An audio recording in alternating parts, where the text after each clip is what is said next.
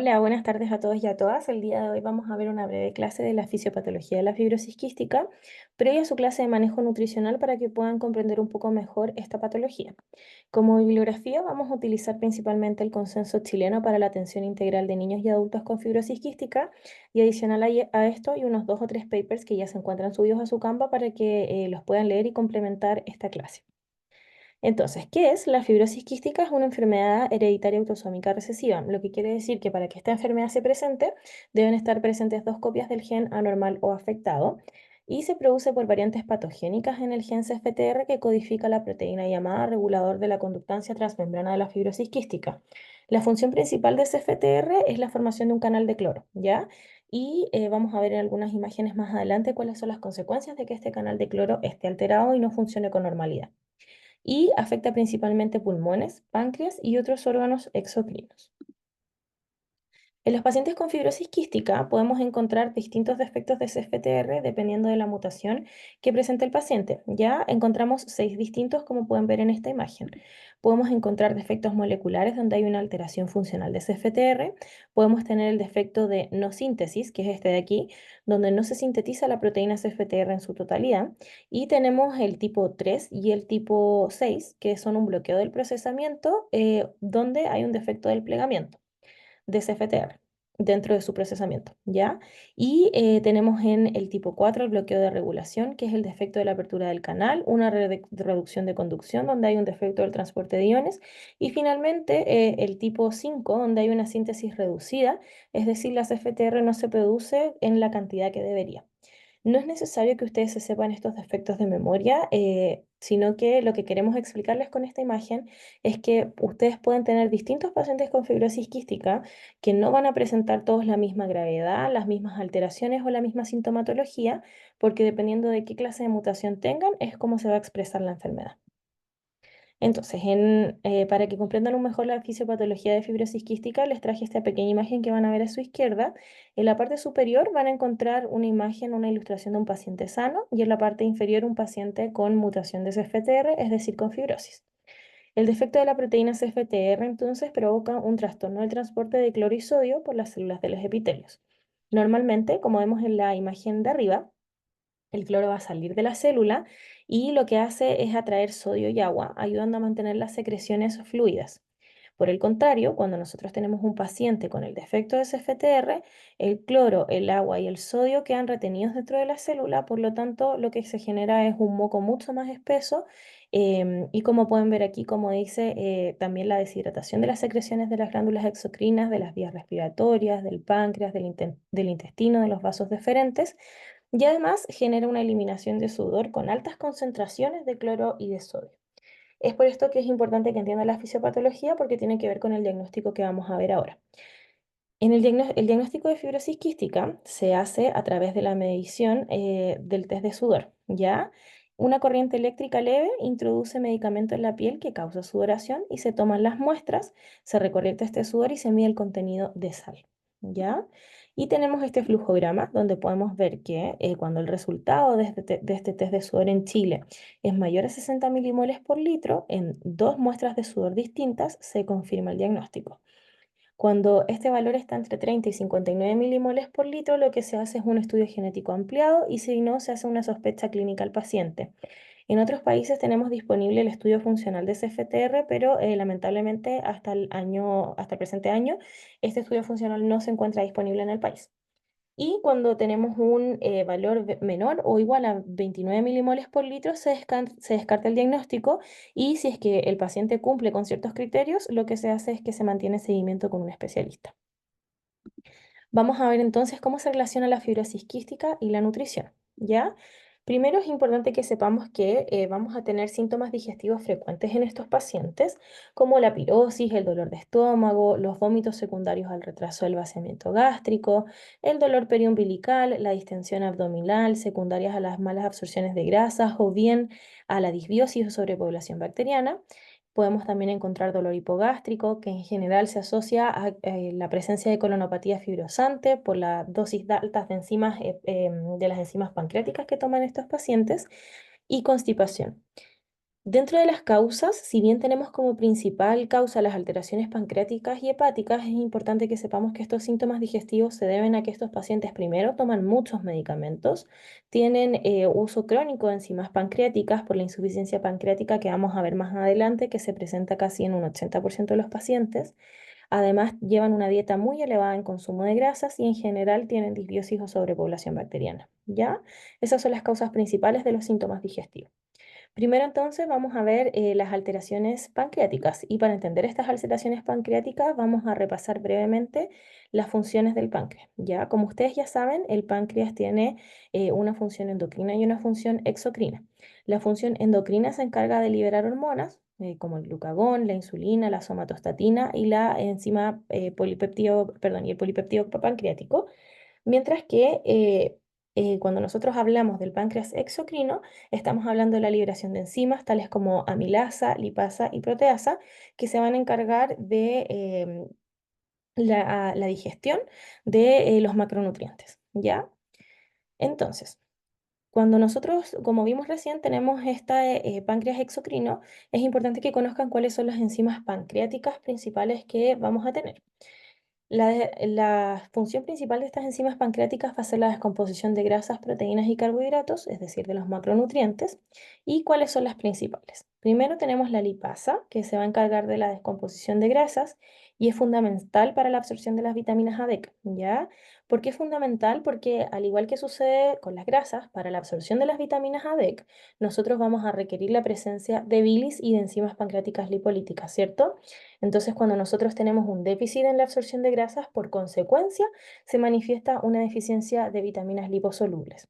Además, estos pacientes, debido a la dieta que llevan, tienen una baja ingesta de vitaminas A, D, E, C, tienen pérdidas aumentadas y además tienen estrés oxidativo, ¿ya? Es por esto que los pacientes, es súper importante que ustedes sepan que esto es un nutriente crítico en estos pacientes, como lo van a ver en la clase de manejo nutricional. Además, como vamos a ver en la fisiopatología de la insuficiencia pancreática, como hay un aumento en la viscosidad de la secreción biliar, las vitaminas liposolubles no se pueden absorber como deberían, ¿ya? Después tenemos la amilasa, que participa en la descomposición de carbohidratos principalmente. Y finalmente tenemos la lactasa, la quimotripsina y el tripsinógeno, que si bien tienen diversas funciones en la descomposición de proteínas, una de sus principales es la catalización de la hidrólisis de los enlaces peptídicos, es decir, la descomposición de proteínas, ¿ya?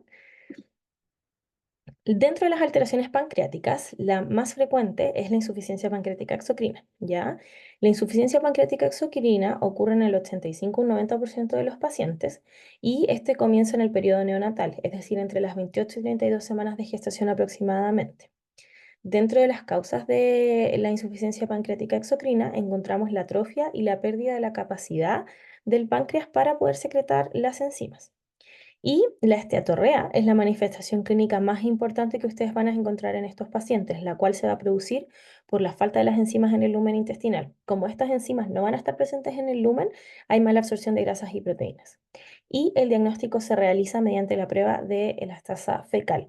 Es súper importante tener siempre presente el cuadro clínico del paciente porque si bien nosotros no vamos a diagnosticar la esteatorrea, tenemos que tener ojo con este síntoma. Muchas veces la lactasa fecal puede salir dentro de valores normales, pero si el paciente está con esteatorrea, el médico sí lo va a dejar con las enzimas pancreáticas, ya como un diagnóstico de observación clínica más que por el examen. ¿Cuál es la fisiopatología entonces de la insuficiencia pancreática? Como podemos ver en esta imagen, tenemos aquí el páncreas y el conducto pancreático. Y esto que ustedes ven aquí en azulito es el zoom que le hacen al conducto pancreático, ¿ya?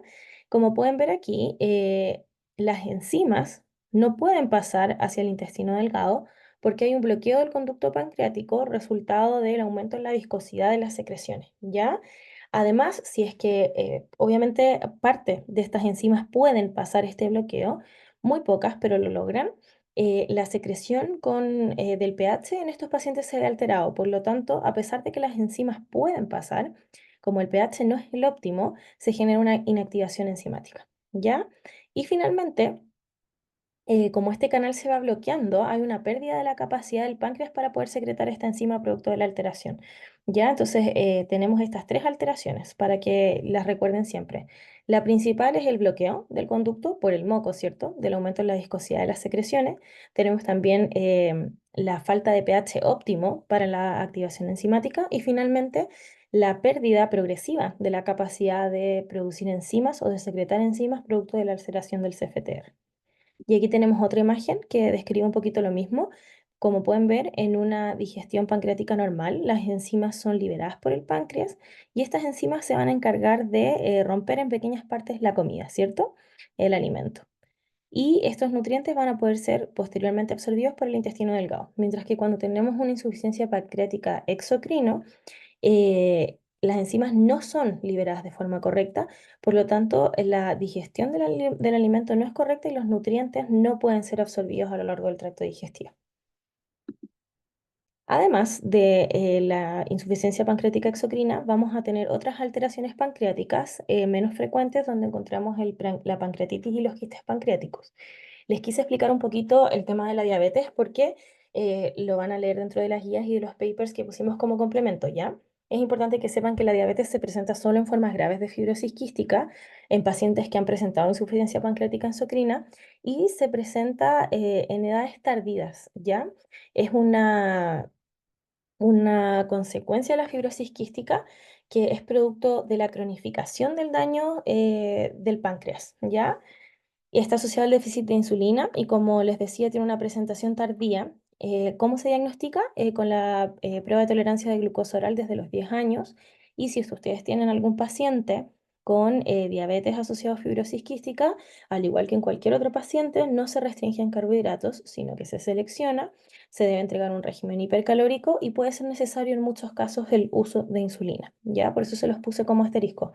No en todos, pero sí pueden tener casos en los que pacientes necesiten insulina, ¿ya?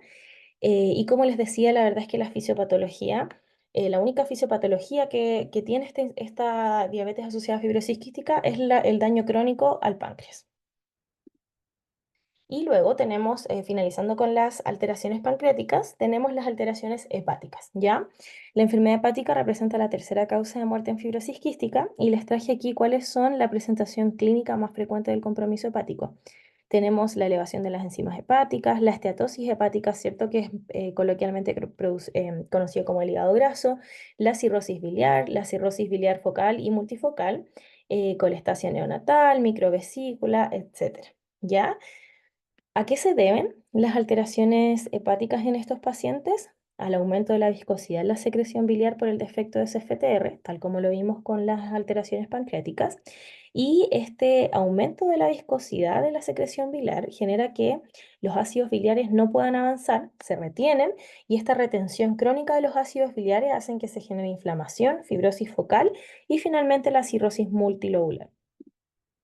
¿Cuál es el tratamiento? Súper, súper importante. No restringir sal ni proteínas en pacientes con daño hepático compensado. Lo único que se hace es suplementar muchas veces en las vitaminas ADEC y que lo vamos a ver que es mayormente en todos los pacientes con fibrosis quística. Y puede ser necesario el uso de MST como un complemento a la dieta.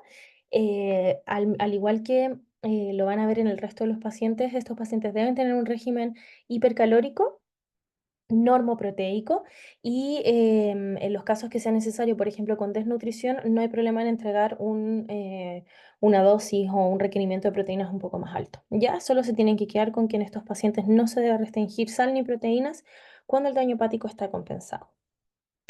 Y finalmente vamos a ver otras alteraciones del sistema gastrointestinal en estos pacientes. Tenemos el reflujo, la disbiosis, la úlcera péptica, la invaginación intestinal, el lineo meconial, el síndrome de obstrucción intestinal distal y la colonopatía fibrosante. ¿Ya? Todos estos, como les decía al comienzo, son a causa del uso de medicamentos, de las deficiencias vía oral, del régimen que llevan estos pacientes. Y si querías explicarles un poquito que, por ejemplo, el reflujo gastroesofágico, en estos pacientes tenemos una dieta alta en grasas que nos van a favorecer el desarrollo de reflujo gastroesofágico. Tenemos un aumento de la presión intraabdominal, tenemos el uso crónico de fármacos y además estos pacientes tienen un mayor tiempo de vaciamiento gástrico, también secundario a su dieta alta en grasas. Todas estas características de estos pacientes pueden hacer que presenten reflujo gastroesofágico con mayor frecuencia. Y además tenemos como otro síntoma principal frecuente o otra alteración principal frecuente la disbiosis, ¿ya? Cuando tenemos una alteración de CFTR, hay un cambio en el pH de estos pacientes, por lo tanto, lo que se genera es un ambiente no óptimo para que las bacterias buenas puedan crecer de forma adecuada, dicho coloquialmente, ¿cierto? Que las bacterias favorables. Y además, que esta es la causa principal, el uso crónico de medicamentos en estos pacientes y la inflamación genera que estos pacientes tengan cuadros de disbiosis muy, muy frecuentes. ¿Ya? Finalizando entonces con las alteraciones del sistema gastrointestinal, quería finalmente repasar brevemente las deficiencias frecuentes de micronutrientes y por qué se pueden dar. ¿Ya? Primero tenemos las vitaminas A, D, recordar la fisiopatología de la insuficiencia pancreática, recordar que el déficit de absorción de grasas también va a manifestar por consecuencia con una deficiencia de vitaminas liposolubles, ¿ya? Em, Les puse aquí la pregunta de si es que medimos o no niveles de estas vitaminas, ¿cierto? Porque muchas veces dentro de sus casos clínicos se les va a preguntar qué exámenes sugerirían.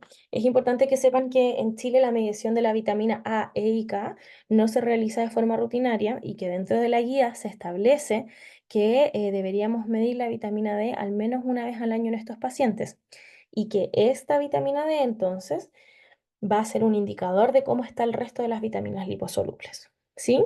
Em, ¿Qué cosas es importante también saber? Que todas estas se relacionan entre ellas, ¿ya? Por ejemplo, la vitamina K es un cofactor súper importante para la absorción de calcio, para la osificación del hueso. Por lo tanto, si nosotros tenemos déficit de vitamina K en conjunto con la vitamina D, vamos a tener una prevalencia súper alta de osteopenia, ¿ya? Entonces es importante que esto esté suplementado y que se considere un nutriente crítico en los pacientes con fibrosis quística. Estas son las deficiencias frecuentes de vitaminas y finalmente tenemos las deficiencias frecuentes de minerales. Ya el calcio tiene una alta prevalencia de déficit en la osificación que es de causa multifactorial. Ya de nuevo por el uso de medicamentos, la dieta que llevan estos pacientes. Y nuevamente les puse aquí la pregunta de si medimos o no niveles porque es súper importante que sepan que cuando nosotros pedimos un examen de calcio plasmático, que lo incluye el perfil bioquímico, ¿cierto?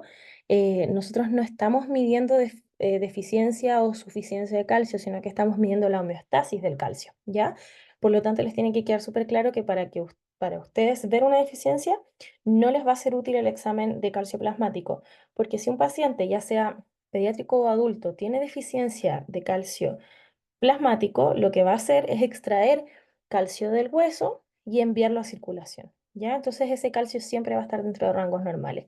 Si ustedes quieren ver la deficiencia de calcio, lo que se hace es que en el fondo ustedes derivan a un pediatra y el pediatra lo que va a hacer es pedir una densitometría ósea, que es para ver si los huesitos del paciente están dentro de los rangos que deberían y así, digamos, el calcio dentro de los huesitos del paciente está dentro de los rangos que deberían y así recién podemos ver deficiencias de calcio, ¿ya? Pero no debería ser un indicador de deficiencia o suficiencia de calcio los niveles plasmáticos. Y esto aplica para todos los pacientes, no solo para la fibrosis quística.